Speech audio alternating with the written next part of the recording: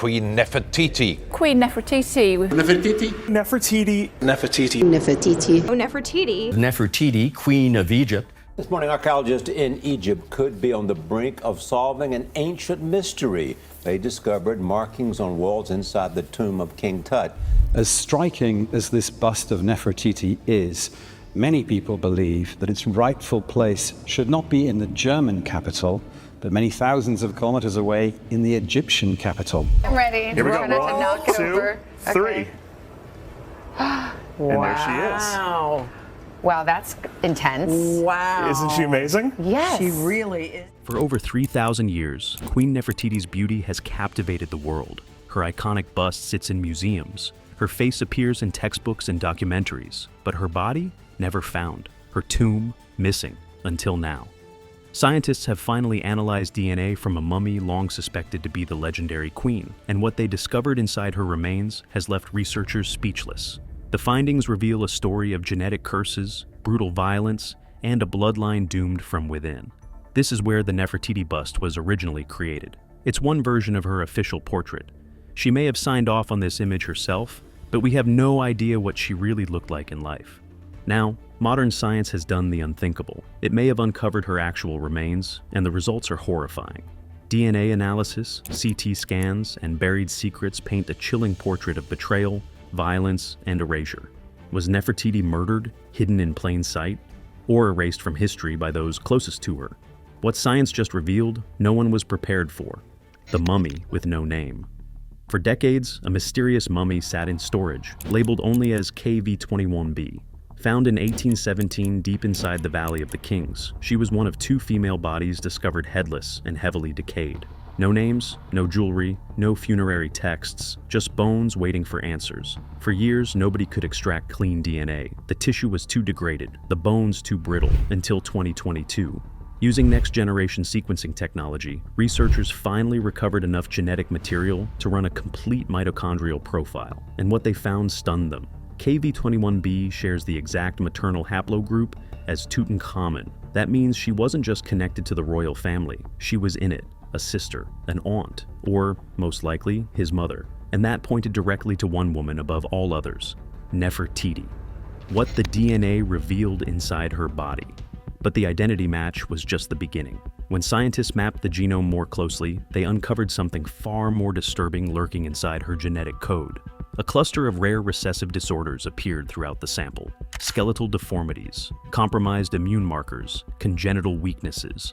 These weren't random mutations. They suggested multiple generations of close intermarriage, a practice common within Egypt's royal families to preserve divine blood, but devastating on a biological level.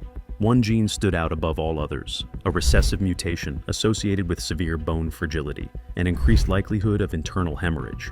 Experts at Cairo University warned that such a condition would make an individual extremely vulnerable, easily injured, slow to heal, and dramatically more likely to die from blunt trauma. This genetic curse appears again and again in the remains linked to Akhenaten, Tutankhamun, the Younger Lady, and now KV-21b. The Amarna bloodline, it seems, was rotting from within. The shocking signs of violence. The DNA findings took on a horrifying new dimension. When forensic teams ran CT imaging on the mummy, they weren't expecting trauma, but what showed up wasn't the result of time or decay. It was violence. Arms broken and twisted unnaturally behind the back, a crushed ribcage. And the skull? One side shattered clean through.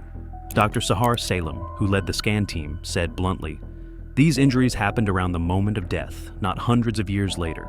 Now consider what the DNA told us. This woman carried a genetic mutation that made her bones exceptionally fragile. The violent injuries found on her body weren't just deadly, they were catastrophic, the kind that would instantly end the life of someone genetically predisposed to such fragility. This raises a terrifying possibility. Nefertiti may have been targeted because she was physically vulnerable, and the perpetrators knew it. The bust may show a queen in perfect stillness, but what lies beneath may be screaming. A bloodline, cursed from the start. When scientists modeled the complete DNA lineage, they found interruptions, genetic gaps suggesting an unknown maternal ancestor who carried this same dangerous mutation into the Amarna bloodline long before Nefertiti was even born. Some theorists now propose this mysterious ancestor might explain why so many Amarna royals suffered deformities, early deaths, and miscarriages. The curse wasn't just Nefertiti's, it ran through every member of her family. But others claim the fault doesn't lie entirely in ancestry. Studies on mummified tissues from the Amarna period detected unusually high levels of mercury, arsenic, and lead dust, all linked to pigments used in the city's experimental sun temples. If Nefertiti and her family were constantly exposed, they might have suffered neurological damage, hormonal disorders, and weakened bones. A slow poisoning disguised as divine radiance. Was the Amarna revolution doomed not just politically, but biologically? Did the religion built around the sun literally kill the family who worshipped it? The Younger Lady Mystery. Just when the DNA puzzle seemed solved, another mummy complicated everything. The so-called Younger Lady discovered in tomb KV35. In 2010, a DNA study published in JAMA revealed this unknown woman was not only the biological mother of Tutankhamun, but also the full sister of Akhenaten. That genetic pairing ruled out Kia, another of Akhenaten's known wives. But here's the problem. Nefertiti was never thought to be Akhenaten's sister.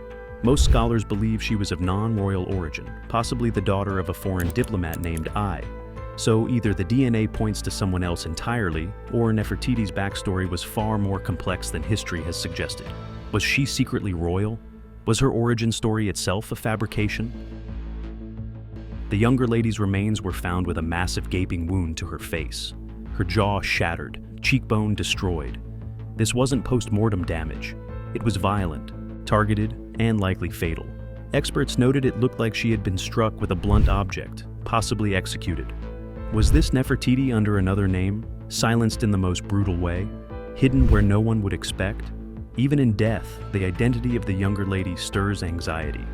The hidden tomb theory. While scientists analyzed DNA and broken bones, archaeologists were staring at painted stone. Convinced Nefertiti's final resting place might be just inches away, hidden behind a wall in the most famous tomb on Earth. In 2015, British Egyptologist Dr. Nicholas Reeves proposed a spine-chilling theory. After examining ultra-high-resolution scans of Tutankhamun's burial chamber, he noticed hairline cracks and faint outlines that didn't match the surrounding architecture. His hypothesis: Tutankhamun's tomb was never meant for him. It was far too small, too rushed, too incomplete for a pharaoh. Reeves proposed the tomb had been repurposed in haste, and that Queen Nefertiti was buried in chambers beyond, possibly in an untouched section sealed off by ancient workers to hide her after death. Ground-penetrating radar conducted by a Japanese team appeared to back up Reeves's theory, detecting strange voids behind the north and west walls. Could Nefertiti have been right there, buried just a few feet behind her stepson's golden mask all along? A 2018 follow-up using more sensitive radar failed to confirm empty chambers. But the debate never died. Some accused the later scans of being misinterpreted or politically motivated. Ancient Egyptians were masters of illusion when it came to death. Tombs were designed to confuse looters and perhaps even future historians. Could Nefertiti's tomb be the greatest deception of all? Egypt's forgotten king. Long before scientists decoded bones and scanned tomb walls, a stranger mystery puzzled Egyptologists. Who ruled Egypt between Akhenaten's death and Tutankhamun's reign? Ancient records mention a pharaoh named Smenkhkare, a shadowy figure who appeared suddenly, ruled briefly, then vanished.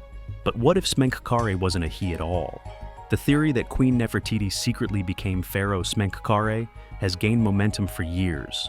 Fragmented inscriptions and temple reliefs show a female ruler with kingly attributes, including the double crown and false beard. Her name carefully erased in many places, but once written over Nefertiti's own titles.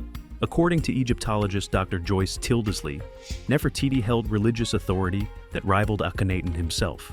Near the end of his reign, inscriptions show her being referred to with masculine royal epithets, something no other queen had ever received. Certain items found in Tutankhamun's tomb were originally made for someone else. Inscriptions on gold trappings had been hastily altered, female pronouns scratched off and replaced with masculine ones. Were these crafted for Nefertiti as Smenkhkare, then repurposed for Tutankhamun's burial? If true, it means Nefertiti didn't just vanish. She ascended, and then, like her bust, she was silenced by those who came after. The Vanished Daughters.